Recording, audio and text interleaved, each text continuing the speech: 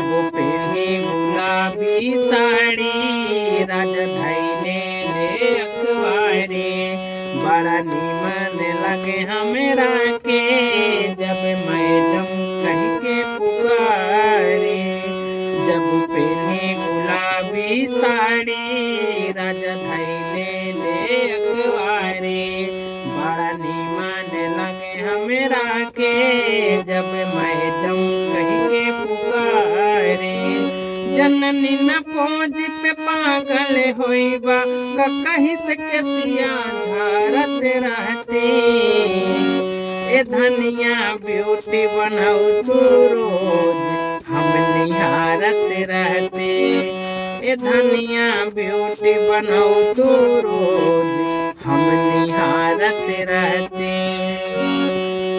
अखियां में अखियां मिला के धनी टाइम सचों में गुजारत रहती।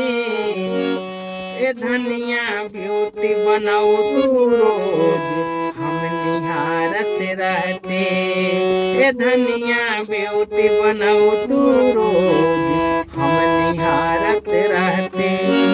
गजरा लगाइले कहू पजरा बुलाइले। एही से काले काले बाल में हम गजरा सजाइले।